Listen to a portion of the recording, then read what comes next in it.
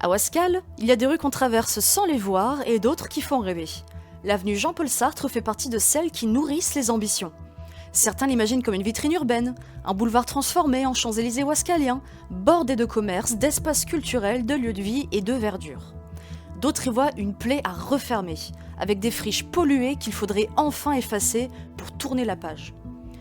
Entre le parc canin inauguré en 2024, le Fab Lab ici Ouascal, le rachat du poste électrique Art Déco et la démolition du bâtiment Georges, l'avenue est aujourd'hui au carrefour de toutes les contradictions. Entre héritage industriel, promesses électorales et bulldozer, elle est devenue le théâtre d'un feuilleton urbain dont personne ne connaît encore la fin. Mais derrière les images de campagne et les projets affichés, se cachent des questions plus lourdes. Qu'a-t-on fait de ce site depuis plus d'un siècle ? Quels fantômes industriels ont encore les sols ? Quels intérêts, publics ou privés, décideront demain de son avenir ? C'est cette histoire que nous allons vous raconter. Une histoire qui pose une seule vraie question. L'avenue Jean-Paul Sartre sera-t-elle le joyau rêvé de Ouascal ou le symbole de ses désillusions ? Pour comprendre l'avenir incertain de l'avenue Jean-Paul Sartre, il faut remonter le temps. Car derrière les façades éventrées et les terrains en friche se cache une histoire industrielle vieille de plus d'un siècle et demi. Textile, chimie, logistique, autant d'activités qui ont façonné le paysage, employé des générations de Ouascaliens, mais aussi laissé des traces profondes dans les sols et dans les mémoires.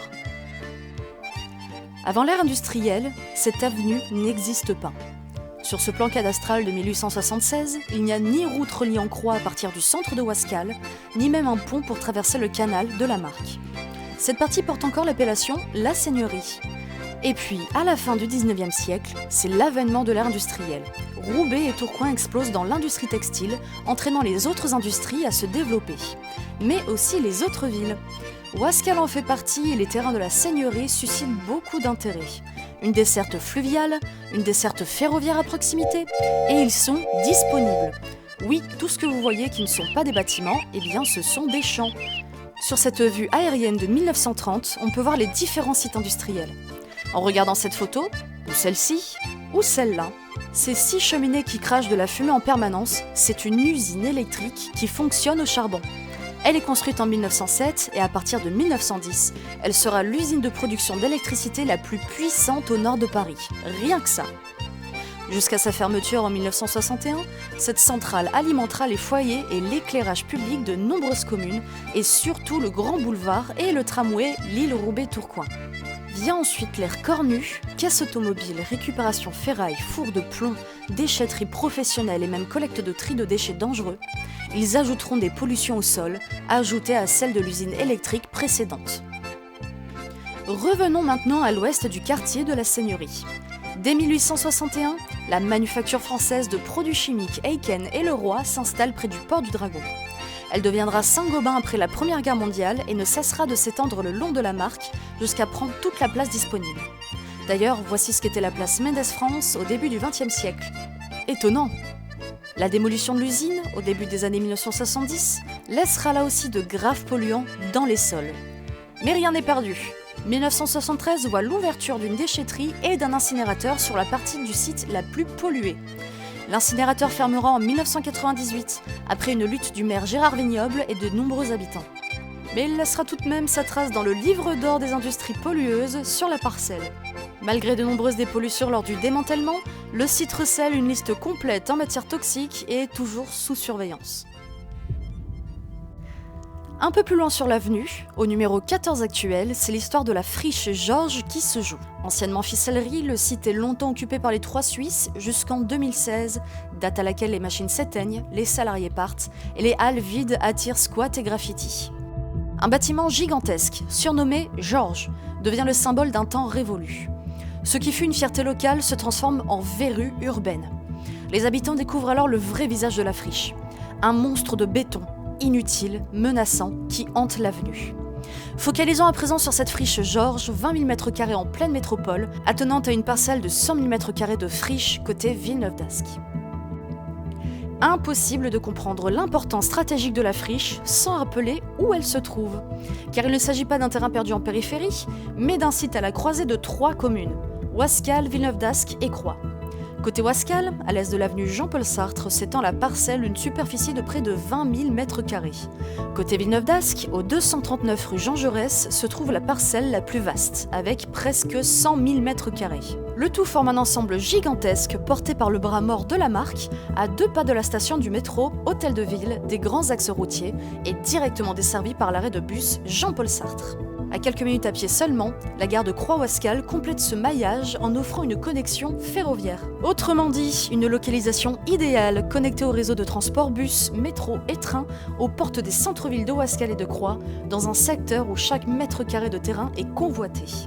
Et pourtant, ce site reste inexploité depuis des années, livré aux ronces, aux ruines et aux pollutions. Une opportunité urbaine colossale laissée en suspens, comme un puzzle géant dont personne ne semble encore vouloir assembler les pièces. Situer la friche, c'est une chose, mais savoir qui en détient les clés, c'est une autre histoire. Car derrière les murs fissurés et les hectares de terrain en jachère, se cachent des acteurs puissants bien loin d'être des inconnus pour les Ouascaliens. La parcelle côté Ouascal appartient à la SAS foncière du Breuck, qui a obtenu en juin 2025 un permis de démolir pour abattre le bâtiment Georges. Derrière cette foncière, on retrouve Cetrus Promotion France, spécialiste du montage d'opérations immobilières, lui-même issu de l'écosystème Mullier. La plus vaste parcelle côté Villeneuve-d'Ascq est entre les mains de la SAS Gigi Immo. Elle est présidée par la société Nodi, détenue par l'association familiale Mullier. Autrement dit, ce ne sont pas des petites structures locales, mais des géants de l'immobilier adossés à l'un des plus puissants groupes familiaux de la région. Et les collectivités dans tout ça ? La ville de Ouascal, la MEL et même l'établissement public foncier Hauts-de-France pourraient jouer un rôle, notamment dans la dépollution ou le portage foncier. Mais pour l'instant, leur présence ressemble plus à celle de spectateurs qu'à de véritables pilotes du projet. Alors une question se pose. Si l'avenir du site se décide entre les mains d'acteurs privés, quelle place restera-t-il pour l'intérêt collectif, pour les habitants, pour la transparence des choix ? Marcher aujourd'hui autour de la friche, c'est entrer dans un décor d'après-guerre. Mais au-delà de ce que l'on voit, il y a ce que l'on ne voit pas, la pollution des sols et des nappes. Côté Ouascal, l'ancien site logistique des Trois Suisses était dans un état de délabrement avancé. Cuves, installations techniques, fondations et déchets résiduels compliquent toute reconversion. Côté Villeneuve-d'Ascq, l'ancien site Rhône-Poulenc-Rhône-Progil, rasé au début des années 80, a laissé derrière lui un héritage chimique. Les fiches Basol et BRGM le confirment. Arsenic, plomb, mercure, cadmium, chrome, chlore et hydrocarbures ont marqué les sols. La nappe phréatique alluviale a été contaminée et le site est aujourd'hui classé en secteur d'information sur les sols. De même sur l'ancien site de l'incinérateur, rappelons que les élus de l'opposition au conseil municipal n'ont jamais obtenu de la mairie l'étude éventuelle sur la pollution des sols, préalable à l'aménagement du parc à chiens. L'aménagement de l'avenue Jean-Paul Sartre pourrait tout changer. Reconnecter Ouascal à Croix et Villeneuve-d'Ascq. Redonner vie aux berges de la Marque avec des cheminements doux. Créer un véritable poumon vert au milieu d'un tissu urbain saturé, mais aussi répondre à la demande pressante en logement, Ouascal étant en déficit de logements sociaux. Ces dernières années, quelques initiatives ont pourtant vu le jour autour de l'avenue et de la friche Georges. Entre 2023 et 2024, l'ouverture d'un parc canin sur un terrain verdoyant de l'avenue, apprécié des habitants, même si certains y voient un pansement sur une jambe de bois. Le 27 janvier 2024, inauguration officielle d'ici Ouascal, un Fab Lab et espace collaboratif au numéro 14, premier du genre dans le Nord, où artisans et créateurs partageaient leur savoir-faire. Le 9 décembre 2024, la ville rachète le poste électrique Art Déco, un mastodonte de béton promis à une nouvelle vie. Le 23 décembre 2024, enfin, dépôt d'un permis de construire au numéro 14, confirmant que des projets émergent ça et là. Des signaux positifs ? Oui. Mais dispersés, épars, presque anecdotiques face à l'ampleur de la tâche. Ces projets donneront peut-être de la vie à l'avenue, mais ne suffisent pas à définir une vision globale et cohérente, notamment pour la place disponible de la friche.